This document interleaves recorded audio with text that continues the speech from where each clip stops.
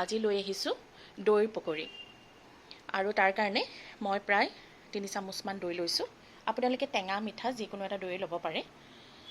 ইয়াত আছে এটা ডাঙৰ পিঁয়াজ, মই বৰ ডাঙৰকৈও পিঁয়াজটো কটা নাই, বৰ সৰুকৈও কটা নাই। ইয়াত 2টা জলকীয়া, অকণমান ধনিয়া পাত আৰু মছলাৰ কাৰণে লৈছোঁ জলকীয়াৰ গুড়ি, জিৰা, কালজিৰা, হালধি, নিমখ আৰু ধনিয়া, সকলোবিলাক মই জোখমতেই লৈছোঁ। ইয়াত আছে প্ৰায় 4 চামুচমান পিঠাগুড়ি আৰু 2.5 চামুচমান বেচন। এতিয়া চাই থাককচোন মই এই দৈ পকৰিটো কেনেকৈ বনাওঁ। খাবলৈ কিন্তু খুব ভাল হয়। প্ৰথমে মই দৈখিনি ফেটি ল'ম। ফেটি অকণমান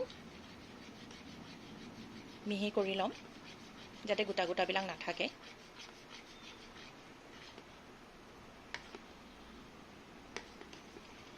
আৰু ইয়াতে মই জিৰা, ধনিয়া, কালজিৰা, নিমখ এই সকলোখিনি ইয়াতে দি ল'ম।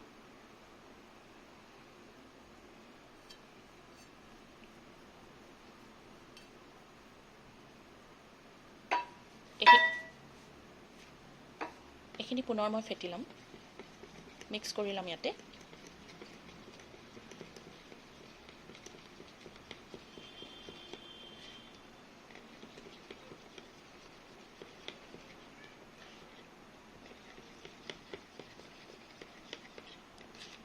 এয়া চাওক ধুনীয়াকৈ মিক্স হৈ গ'ল।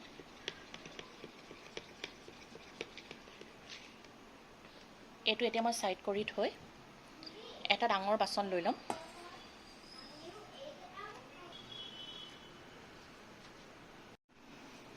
এই বাচনটো প্ৰথমে মই পিঁয়াজ দি দিম, ধনিয়া, জলকীয়া গোটেইখিনি একেলগে দি দিম।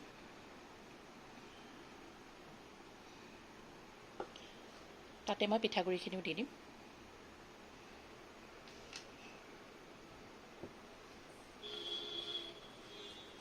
এইখিনি মই এতিয়া হাতেৰে ভালকৈ সানি ল'ম যাতে পিঁয়াজত থকা পানীখিনি ইয়াতে ওলাই আহে।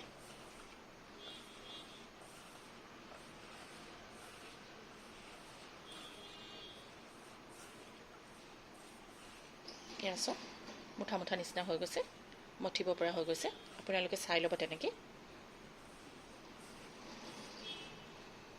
এতিয়া মই দৈখিনি ইয়াতে দি দিম।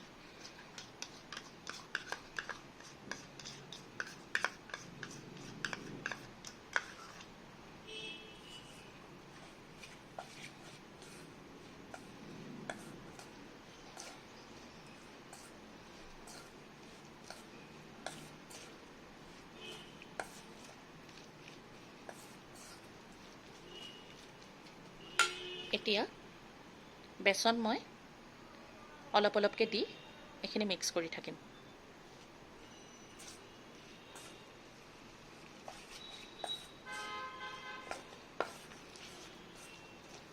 একেলগে গোটেইখিনি বেচন দি নলওঁ, হয়তো গোটেইখিনি বেচন প্ৰয়োজন নহ'বও পাৰে।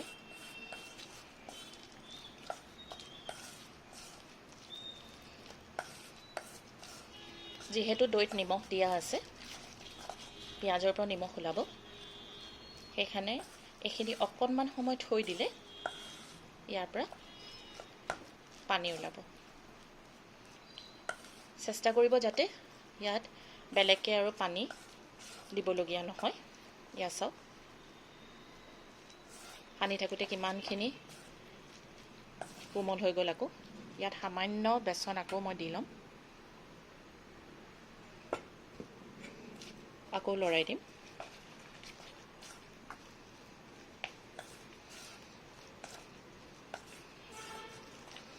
এতিয়া মই এইখিনি ভালকৈ ফেটি ল'ম।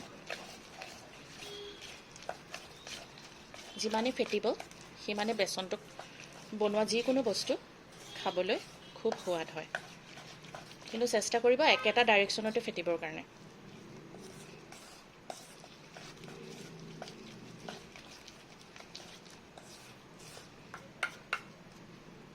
এয়া হৈ গৈছে। এতিয়া মই হাতেৰে ভালকৈ এইখিনি এবাৰ সানি ফেটি ল'ম।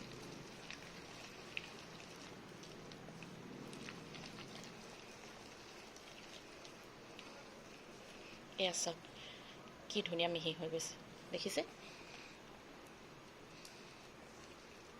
এনেকৈ ভালকৈ মঠি ল'লে বেকিং পাউডাৰ বা ছ'ডা দিয়াৰ কোনো প্ৰয়োজনেই নাই। এইখিনি মোৰ হৈ গৈছে। এতিয়া মই কেৰাহীত তেল গৰম হোৱালৈকে 2-3 মিনিট সময় এইখিনি ঢাকি থৈ দিম, অকণমান ৰেষ্ট কৰিব দিম, তেতিয়া আৰু ভাল হ'ব। এতিয়া দৈৰ পকৰীখিনি ভাজিবৰ কাৰণে প্ৰথমে মই গেছটো অন কৰি ল'ম। ইয়াত এটা মই সৰু কেৰাহী উঠাই দিম। কেৰাহীটো গৰম হ'বলৈ দিছোঁ।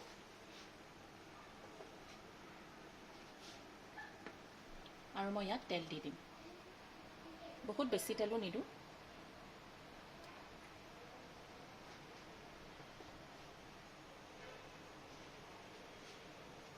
তেলখিনি গৰম হ'বলৈ দিম।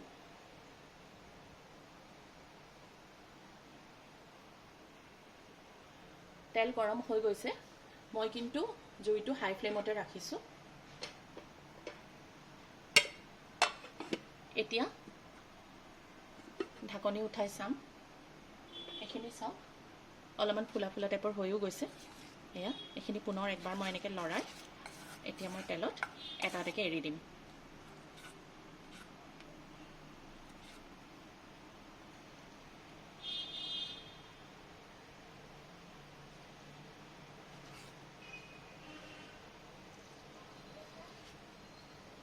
আপোনালোকে ইচ্ছা কৰিলে ডাঙৰ ডাঙৰো বনাব পাৰে। মই মিডিয়াম চাইজে বনাইছোঁ।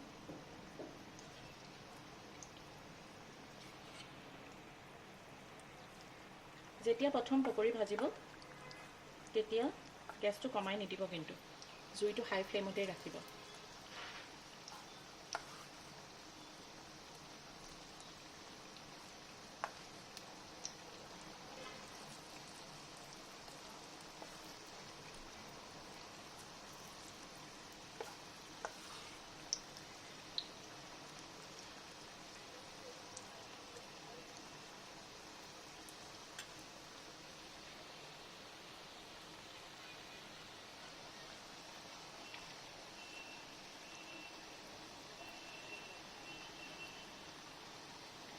এতিয়ালৈকে মই গেছটো হাই ফ্লেমতে ৰাখিছোঁ।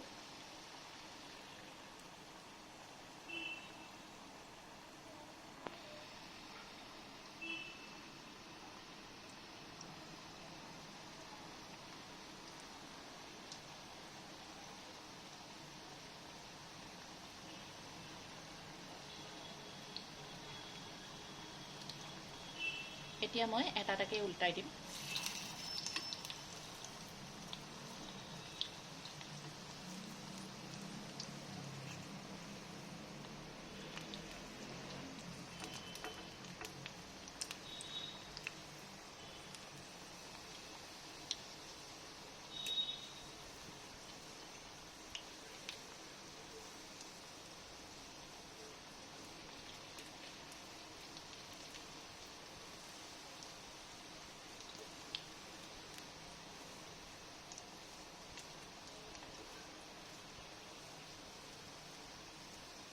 এবাৰ উল্টাই লোৱাৰ পিছত এতিয়া মই জুইটো একেবাৰে ল' ফ্লেমত কৰি দিম আৰু এতিয়া এইখিনি মই সিজিবৰ কাৰণে দিম।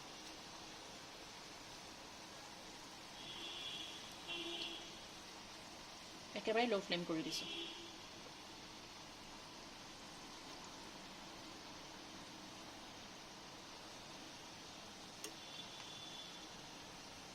চাওক ইমান ধুনীয়া এটা ৰং আহিছে আৰু গোন্ধটোতো ক'বই নালাগে, খুব ধুনীয়া আহিছে। আপোনালোকে এনেকৈ বনাই খাব আৰু আগতে খাইছে যদিও মোক ক'ব।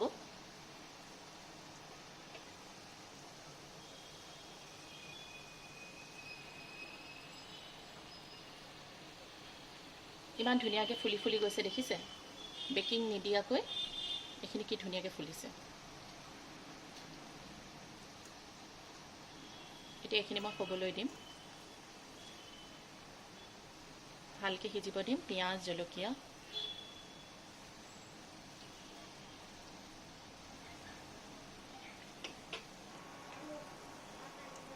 এতিয়া মই আকৌ উল্টাই দিম এইকেইটা। চাওক দুই চাইডে একেই ৰং আহিছে সিজিলেও ধুনীয়াকৈ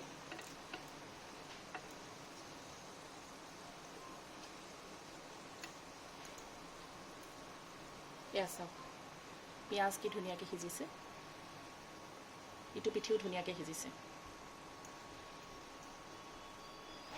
এয়া দেখিছে গোটেইকেইটা পকৰি খুব ধুনীয়াকৈ সিজিলে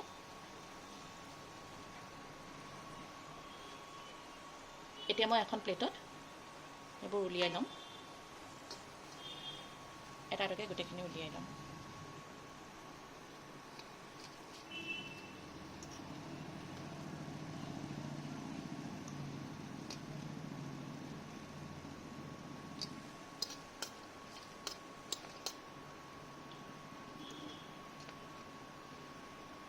দিওঁতে কিমান অলপ অলপ আছিলে আৰু এতিয়া চাওক কিমান ডাঙৰ ডাঙৰ হৈছে ফুলিছে কি ধুনীয়াকৈ সিজিছে গোন্ধটোতো ক'ব নালাগে আৰু খুব ভাল হৈছে আপোনালোকে এনেকৈ বনাই খাই চাবচোন আৰু মোক কমেণ্টত জনাব কেনেকুৱা পালে